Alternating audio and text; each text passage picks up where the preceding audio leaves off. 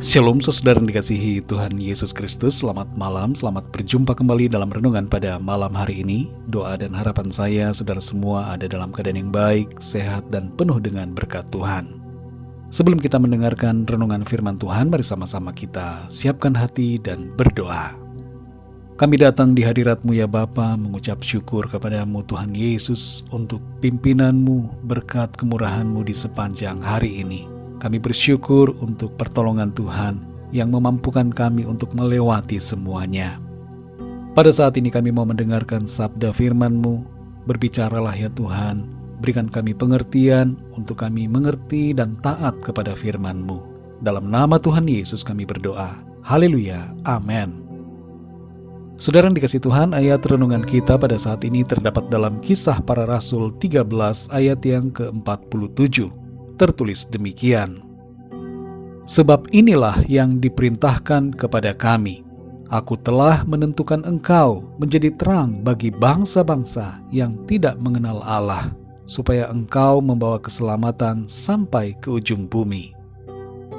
Saudara yang dikasihi Tuhan, seorang guru di Indonesia diperkirakan rata-rata memberi dampak kepada total sekitar minimal 1.000 hingga 6.000 orang murid di sepanjang masa jabatannya mengajar selama 30 tahun. Dampak ini sangat luar biasa diukur dari jumlahnya. Ini baru satu orang guru. Bayangkan berapa banyak jumlah generasi yang dididik dan terdampak oleh 1.000 orang guru. Jumlahnya akan mencapai minimal 1 juta hingga 6 juta orang. Itu sebabnya saudara, peranan seorang guru sangat penting bagi generasi yang akan datang. Sayangnya ada oknum-oknum tertentu yang memanfaatkan jabatannya untuk melakukan hal-hal yang tidak baik dan menyesatkan anak-anak didiknya. Alangkah indahnya bila semua guru mendidik dan memberikan dampak yang baik bagi generasi muda, generasi yang dididik oleh mereka. Sebab generasi mendatang akan menjadi generasi yang terdidik dan berkualitas. Saudara yang dikasihi Tuhan, tidak semua orang mempunyai profesi sebagai guru. Tapi itu bukan berarti bahwa kehidupan kita tidak bisa berdampak atau memberikan pengaruh. Dalam Kisah Para Rasul 13 ayat 47 ini tertulis, Aku telah menentukan engkau menjadi terang bagi bangsa-bangsa yang tidak mengenal Allah, supaya engkau membawa keselamatan sampai ke ujung bumi. Firman Tuhan ini bukan hanya berlaku bagi Rasul Paulus dan Barnabas, tapi bagi kita semua orang-orang yang percaya. Kita ditentukan oleh Tuhan agar kehidupan kita membawa dampak bagi banyak orang dengan cara menjadi terang bagi mereka. Kita mungkin tidak punya anak didik karena bukan seorang guru atau dosen, tapi kita tetap bisa membuat hidup kita ini berdampak bagi orang-orang di sekitar kita yang kita temui di pasar misalnya, di jalan, di angkot, di kantor, di tempat kerja, di sekolah dan dalam lingkungan sosial kita. Kita bisa memberi pengaruh bagi keluarga kita, bagi pasangan hidup dan anak-anak kita atau orang tua kita. Saudara dan saya adalah terang Tuhan yang bercahaya. Terang itu tidak mungkin disembunyikan. Terang Kristus pasti akan nampak dalam hidup kita. Dan bagaimana terang itu menyala dan bercahaya, itulah yang akan memberikan dampak bagi orang-orang lain. Lewat perkataan dan perbuatan kita, lewat seluruh keberadaan hidup kita, terang Kristus bercahaya menerangi kegelapan. Saudara yang dikasihi Tuhan, dalam Matius 5 ayat 14-15 Tuhan Yesus berkata, Kamu adalah terang dunia. Kota yang terletak di atas gunung tidak mungkin tersembunyi. Lagi pula orang tidak menyalakan pelita lalu meletakkannya di bawah gantang, melainkan di atas kaki dian sehingga menerangi semua orang di dalam rumah itu. Sebagai orang yang percaya dan sudah diselamatkan, gerak-gerik kita, tutur kata kita, dan sikap hidup kita menjadi perhatian banyak orang.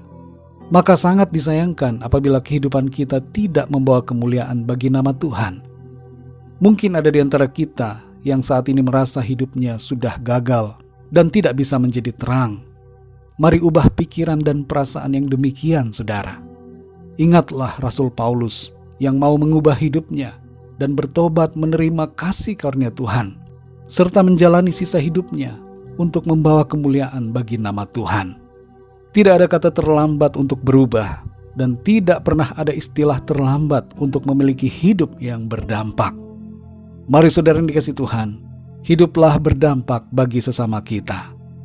Mungkin selama kita hidup di bumi ini, tidak banyak orang yang kita temui, tapi tetaplah setia kepada Tuhan, melakukan kehendak-Nya, supaya tanpa kita sadari sekalipun, kehidupan kita sudah berdampak dan memberikan pengaruh yang baik dalam kehidupan banyak orang. Mari kita berdoa, saudara.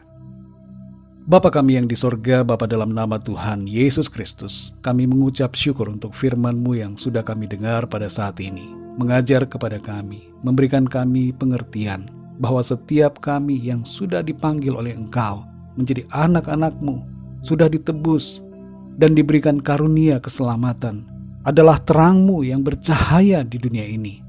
Kami semua adalah saksi-saksi-Mu ya Tuhan. Kehidupan kami tanpa kami sadari berdampak bagi banyak orang. Tolong kami ya Tuhan, supaya kami mengerti akan status kami yang baru di dalam Tuhan. Kami adalah anak-anak-Mu, anak-anak kerajaan sorga, yang memiliki standar kehidupan sorga. Tolong kami ya Bapa, pimpin kami Roh Kudus, supaya kehidupan kami senantiasa bercahaya bagi orang-orang di sekitar kami, sehingga nama Tuhan senantiasa dimuliakan melalui kehidupan kami, dan banyak orang yang melihat menjadi percaya dan mengenal Engkau ya Tuhan Yesus. Terima kasih untuk firman-Mu. Berkatilah kami di sepanjang malam ini dalam istirahat kami. Berikan kami tidur yang nyenyak, dan bangunkan kami kembali besok pagi dengan kekuatan baru. Tubuh yang sehat diberkati Tuhan, untuk kami pakai memuliakan nama Tuhan. Kami berdoa bagi yang sedang dalam keadaan sakit dan dalam pergumulan, agar Tuhan Engkau menjamah, sembuhkan mereka ya Tuhan dengan kuasa darah-Mu, dan berikan pertolongan bagi mereka yang sedang dalam persoalan dalam hidupnya. Kami percaya ada kemenangan, ada sukacita, ada pertolongan di dalam Tuhan. Terima kasih Bapa, berkat damai sejahtera dan kasih karunia Tuhan senantiasa berlimpah dalam hidup kami. Dalam nama Tuhan Yesus Kristus, Tuhan dan Juru Selamat kami berdoa dan mengucap syukur. Haleluya, amin. Puji Tuhan, saudara yang dikasihi Tuhan, saya percaya firman Tuhan menjadi berkat dan kekuatan buat saudara semua, dan Roh Kudus akan menolong saudara untuk lebih lagi memahami kebenaran firman Tuhan. Tuhan Yesus memberkati saudara semua. Sampai jumpa dalam renungan yang berikutnya. Haleluya.